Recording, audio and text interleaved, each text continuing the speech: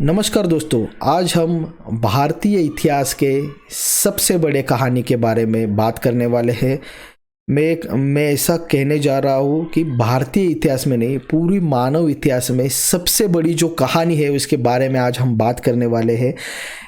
वो कहानी हम सब जानते हैं। एक बड़ा युद्ध हुआ था जिसका नाम है महाभारत। महाभारत नाम से वो प्रचलित है। आप सब ने इसके बारे में टीवी सीरियल्स देखी होगी, कुछ मूवीज़ देखे होंगे, कोई आपको किसी दोस्त ने बताया होगा, दादी ने बताया होगा, मम्मी पापा ने बताया होगा, या फिर कहीं से भी आपने ये सुना होगा, किसी सत्संग में सुना होगा महाभारत के बारे में।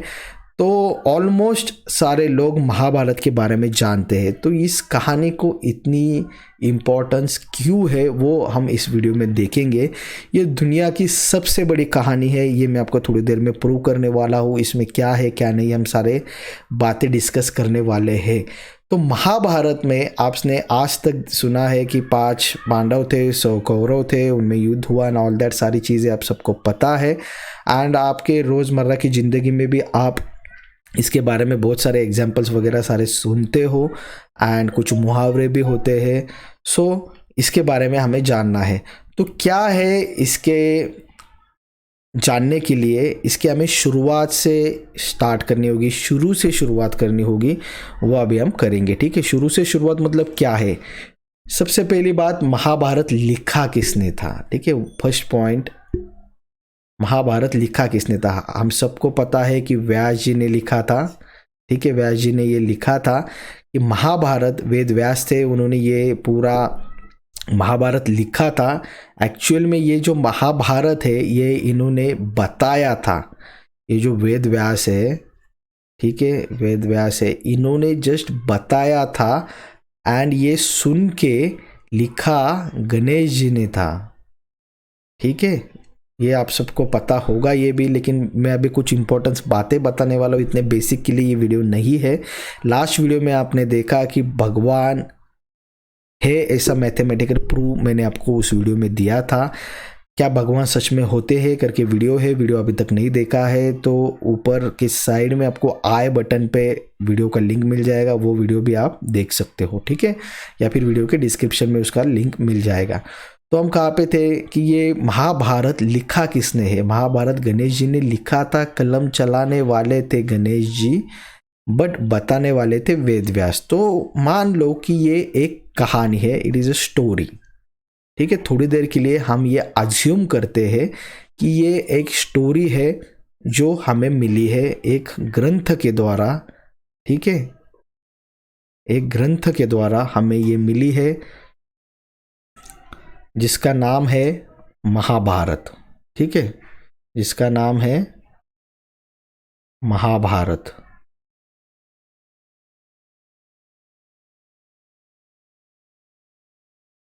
महाभारत, ठीक है, इसका नाम है महाभारत। ये एक बुक है, एक स्टोरी है जो बताई है वेद व्यास जी ने एंड लिखी है गणेश जी ने, ठीक है। तो इसका मेन इंपॉर्टेंट पॉइंट क्या है, मैं आपको इसके विस्तार में बताने वाला हूँ। मैं दावे के साथ कह सकता हूँ कि ये वर्ल्ड्स बिगेस्ट स्टोरी है, दुनिया की सबसे बड़ी स्टोरी है महाभारत। आज तक के मानव इतिहास की सबसे बड़ी स्टोरी है महाभारत। तो ये महाभारत में एक्चुअल में है क्या, मतलब अभी स्टोरी की बात देखेंगे। महाभारत हुआ था नहीं हुआ था वो बाद में देखेंगे। आज हम सिर्फ ये स्टोरी क्या है इसके बारे में जानेंगे। Mahabharata consist of 1 lakh shlokas. महाभारत में 1 लाख श्लोक है। महाभारत एक काव्य पंक्ति में लिखा गया है, ठीक है। तो ये ऐसा, जैसे मैं अभी आपको स्टोरी बता रहा हूँ वैसे नहीं, हम गाने के जरिए कुछ स्टोरी बताते हैं, उसे काव्य पंक्ति कहते हैं। काव्य के माध्यम से ये एक श्लोक बन जाता है एंड ये 1 लाख श्लोक का महाभारत है।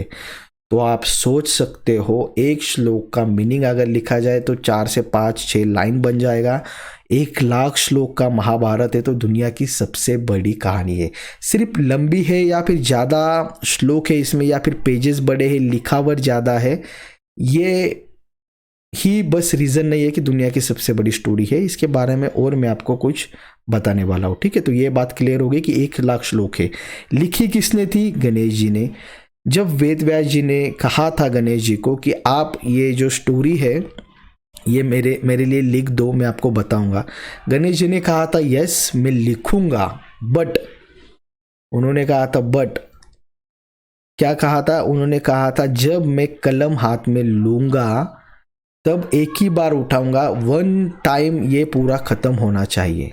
ठीक है, मतलब मैंने पेन लिखना स्टार्ट कर दिया, पेन समझ लो, पेन से लिखना स्टार्ट कर दिया तो ये मैं नीचे रखूंगा नहीं, ये पूरा के पूरा खत्म होने तक ये चलना चाहिए। तो फिर ये जो स्टोरी टेलर यहाँ पे कौन है, यहाँ पे वेद व्यास जी। इन्होंने जो स्टोरी बताई थी वो काव्य में बताई थी। मतलब समझ लो कि अगर मैं आपको कोई स्टोरी बताने के लिए बैठ जाऊं, मुझे कुछ टाइम नहीं लगेगा। मैं अगर स्टोरी बताते जाऊंगा 1 घंटे 2 घंटे 10 घंटे 15 घंटे, क्योंकि वो एक स्टोरी है। लेकिन यहाँ पे सीन ऐसा था कि ये एक काव्य में, मतलब एक श्लोक में कन्वर्ट करना था, तो उसे एक रिदम के साथ करना होता है, कुछ वर्ड्स को, राइमिंग वर्ड्स को एक साथ लेके आना पड़ता है। ये सारा काम कुछ सेकेंड्स का, कुछ मिनट्स का, कुछ लोगों के लिए 1 घंटे का भी हो सकता है। तो 1 लाख श्लोक बनाना है, बट एक ही टाइम बताना है। एक ही टाइम मतलब एक बताएंगे, वहाँ पे गणेश जी लिखेंगे, बस नरेशन चालू रहेगा, वहाँ पे राइटिंग चालू रहेगा, नरेशन चालू रहेगा, वहाँ पे राइटिंग चालू रहेगा। ऐसी गणेश जी की वहाँ पे उस टाइम पे एक क्लॉज कह सकते हो, या फिर उनकी अट थी कि ये ऐसा करना है। तो फिर वेद व्यास जी इसके लिए एग्री हो गए। उन्होंने कहा ठीक है चलो हम करेंगे वैसा, बट मेरी भी एक शर्त है। उन्होंने कहा मेरी भी एक शर्त है, जब तक तुम्हें ये श्लोक, जो मैं एक श्लोक बताऊंगा उसका मीनिंग समझ में नहीं आएगा, तब तक आप उसे लिखोगे नहीं। ठीक है, पहले क्या करना है, पहले मैं जो भी श्लोक आपको बताऊंगा उसका पहले मीनिंग आपको खुद को समझना है, उसके बाद ही लिखना है। ऐसा नहीं कि सिर्फ सुनो और लिखो, जैसे हम कॉलेज के टाइम हमारा सबमिशन खत्म करते हैं, वैसा नहीं करना है। बस उसका मीनिंग समझना है एंड फिर लिखना है। गणेश जी ने भी एग्री, वो भी एग्री हो गए, वेद व्यास जी भी एग्री हो गए। दोनों ने एक एक शर्त रखी एक दोनों के लिए, एंड वो लिखना स्टार्ट हो गए। अब वेद व्यास जी ने स्टार्ट किया, नारायणम नमस्कृत्या नरम चैव नरोत्तमम, मतलब उन्होंने पहले नारायण जी को ये नमस्कार करते हुए जो अपना पहला श्लोक है वो स्टार्ट कर दिया। ठीक है, तो वो हमारा अभी फिलहाल टॉपिक नहीं है, तो उन्होंने स्टार्ट कर दिया। तो क्या होता था, गणेश जी जो लिखते थे, गणेश जी अभी कौन है, गणेश जी है हमारी ज्ञान की देवता, ज्ञान की देवता हम इसे कहते हैं। हम गणेश जी को सबसे नॉलेजेबल या फिर सबसे ज़्यादा बुद्धि देने वाला भगवान हमारे हिंदू संस्कृति में माना जाता है। अभी जो वो श्लोक बताएंगे वो इमीडिएटली उनको उसका मीनिंग समझ में आता था और जल्दी जल्दी में लिख जाते थे। तो फिर वेद व्यास जी को ये थोड़ा सा कठिन जाने लगा कि मैं एक श्लोक मतलब एक श्लोक में बता रहा हूँ, इमीडिएट मीनिंग समझ में आ रहा है, राइटिंग भी होके खत्म हो रहा है, फिर नेक्स्ट श्लोक बनाने के लिए उन्हें टाइम लग जाता था। तो फिर उन्होंने क्या किया, एक आइडिया किया, बीच बीच में मान लो 10 हो गए, 10 के बाद एक ऐसा श्लोक डालते थे जो बहुत ही कठिन हो। ठीक है, बहुत ही कठिन हो, मतलब जो शर्त थी उसके हिसाब से पहले मीनिंग समझना था। तो वो बीच बीच में उन्होंने इतने हार्ड वाले श्लोक डाल दिए, इतने क्या कहेंगे हम, डीप मीनिंग वाले श्लोक डाल दिए कि जो गणेश जी थे, जो हमारे बुद्धि की देवता थी, उन्हें भी वो समझने के लिए कुछ टाइम निकल जाता था। एंड उसी टाइम में वो आगे के 10 श्लोक जो काव्य पंक्ति हो बना के रेडी रखते थे। जब भी ये जो इन्वेंटरी टाइम है, आप समझ जाओगे इन्वेंटरी का मतलब क्या होता है। मतलब एक अगर श्लोक के लिए टाइम लगता है तो 10 श्लोक रेडी करके रखो। ऐसे करते करते उन्होंने पूरे 1 लाख श्लोक खत्म किए। आई होप आपको ये पॉइंट समझ में आया। ठीक है, कि क्या हुआ था, एक शर्त लगी थी, उसी शर्त के हिसाब से ये सब कुछ चल रहा था। अभी हम बात करेंगे, ठीक है, 1 लाख श्लोक लिखे कैसे गए वो समझ में आ गया आपको। ठीक है, अभी 1 लाख श्लोक में से, महाभारत के 1 लाख श्लोक में से, एक जस्ट सेकेंड, महाभारत लिख देता हूँ यहाँ पे। 1 लाख श्लोक जो होते हैं, 1 लाख श्लोक से कंसिस्ट ऑफ 1 लाख श्लोक्स। ठीक है, उसमें से कुछ डेटा मान लो कि ये हमारे पास फिलहाल 80% महाभारत के कुछ अवेलेबल है, कुछ डेटा जो है वो 10% हम मानेंगे, ऐसा परसेंटेज वाइज नहीं है, ये जस्ट अज्यूम कर रहे हैं हम। परसेंटेज यहाँ पे लिख देता हूँ कि इस पर भी कोई सवाल करेगा कि ये हाफ नॉलेज है एंड ऑल दैट, मैं अज्यूम करूँ कि इसमें से 80,000 श्लोक मान लो कि हमें पता है, उसके बारे में हम पूरी स्टोरी जानते हैं। 10% श्लोक ऐसे हैं, 10% श्लोक ऐसे हैं जो हमें मिले नहीं है, वो डिसअपियर हो गए हैं या फिर मिसिंग है। ठीक है, गॉट इट, मिसिंग है। एंड रिमेनिंग 10% ऐसे श्लोक्स है, 10% जो वो हार्ड वाले श्लोक है, जो खुद गणेश जी को, जो हमारी बुद्धि की देवता है, उन्हें वो समझने के लिए टाइम लगा। आप और हम तो बस ह्यूमन है, ह्यूमन बीइंग, हम बस इंसान है, हम कुछ नहीं कर सकते। तो महाभारत 80% से भी कम हमें पता है और बहुत ज़्यादा रहस्य इसमें पड़े हैं, इसमें छुपे हैं। ठीक है, तो ये हुआ महाभारत बना कैसे, महाभारत में श्लोक कितने हैं, वो कैसे लिखे गए, एंड श्लोक उसमें से कितने हमें पता है, एंड बाकी के पता हो के भी हमें कुछ उसके बारे में आइडिया नहीं है। अभी वो कौन से श्लोक है जो डिकोड करना बाकी है, वो आने वाले वीडियोस में आपको प्रोवाइड किए जाएंगे, डोंट वरी। ठीक है, तो यहाँ पे है डिकोड करना है हमें बाद में। तो महाभारत में एक श्लोक है जो दावा किया गया है। ठीक है, जो आपके सामने है श्लोक है, धर्मे च अर्थे च कामे च मोक्षे च भरदर्शभा यदि हास्ति तदन्यत्र यानी हास्ति तत्क्वचित। ये श्लोक आपने सुना होगा, महाभारत के में स्टार प्लस का एक सीरियल आता था, उसमें एक बैकग्राउंड में बज जाता था, तो ये फेमस होगा, इसका मीनिंग भी शायद आपको पता होगा, अगर नहीं पता तो अभी मैं आपको बताने वाला हूँ। इसका मीनिंग ये है, धर्म काम मोक्ष अर्थ ये सभी महाभारत में समाविष्ट है। जो महाभारत में है वही दुनिया में है, जो महाभारत में नहीं ये दुनिया में नहीं। ठीक है, ये एक श्लोक है। अभी ये क्या है, धर्म काम मोक्ष अर्थ, this is the kind of formula. एक दावा किया है राइटर ने, ठीक है, राइटर ने एक दावा किया है, जो महाभारत में है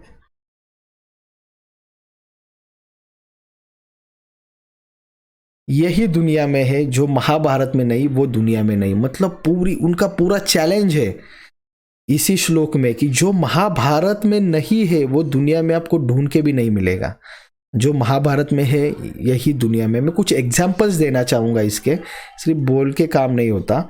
आजकल जो मिसाइल्स आ रही है, ठीक है, जो मिसाइल्स आ रही है ऑटो डिटेक्टर वाली, आप सबको पता होगा ऑटो डिटेक्टर वाली मिसाइल्स। मतलब मैंने ये टारगेट को सेट कर दिया, ये टारगेट बाद में यहाँ पे भी चला गया, तो ये ऑटोमेटिक होवर करके यहाँ पे जाके इसको ब्लास्ट कर देता है। कुछ साल पहले ही इसका आविष्कार किया गया था ना, अभी ये चल रहा है मार्केट में। ठीक है, सो ये महाभारत में पहले ही था ऑटो डिटेक्टर वाला। ठीक है, तो ऐसे बहुत सारे एग्जाम्पल्स है जो महाभारत में वहाँ उस टाइम पे थे, आज भी है।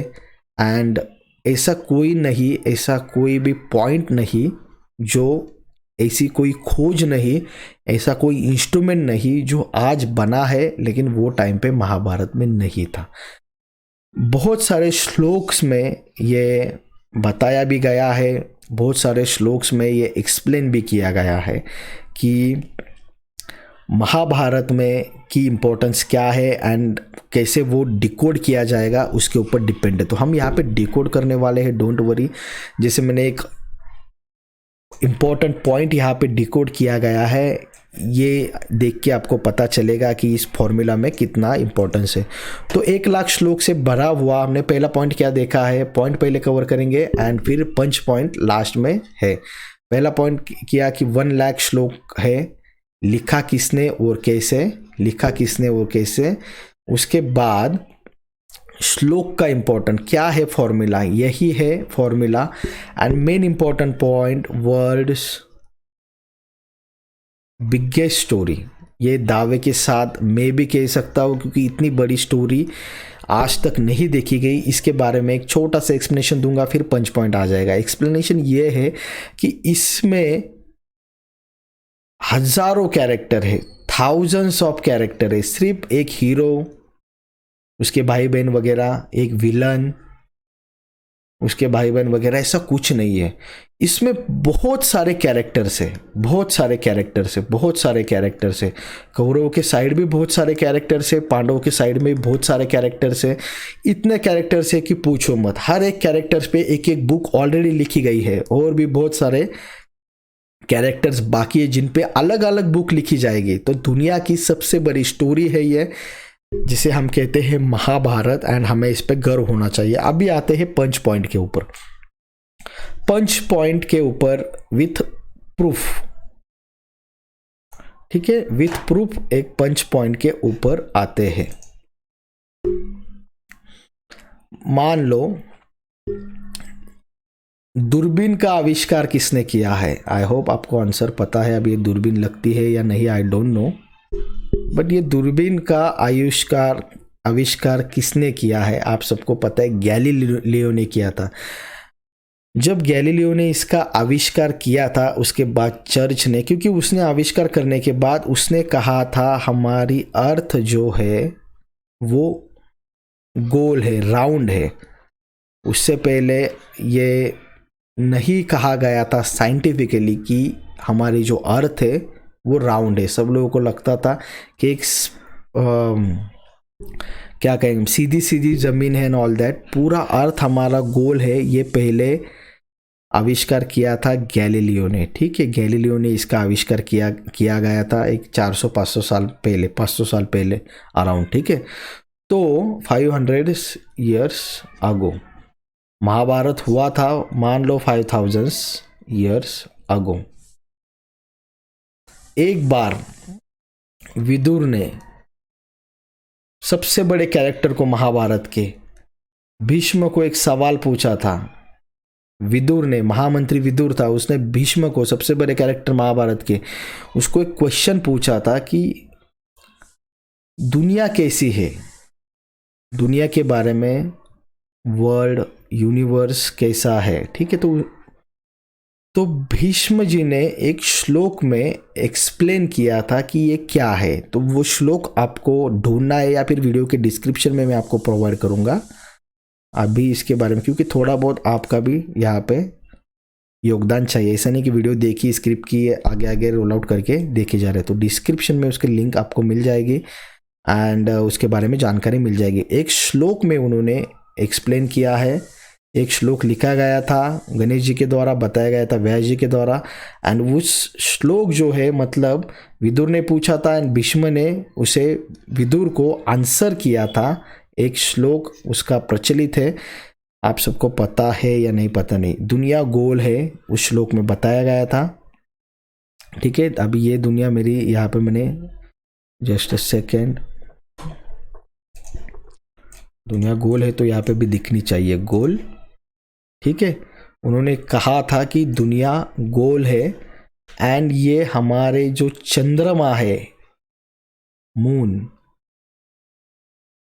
ये इसका आईना है। एंड जो चंद्रमा पे एक खरगोश है, अभी खरगोश तो मैं निकाल नहीं पाऊंगा, एंड एक पत्ता है, उसको वो खा रहा है।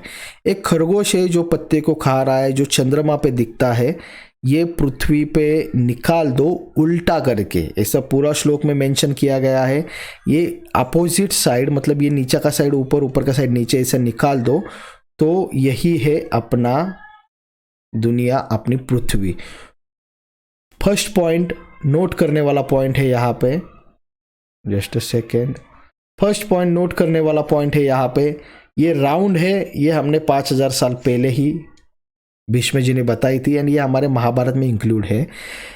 नकाशा जो है, इसका जो मैप है, वो मैप के साथ पूरा उन्होंने बताया गया है। So this is our punch point कि महाभारत में this is our punch point. Mahabharat इतना इम्पोर्टेंट क्यों है?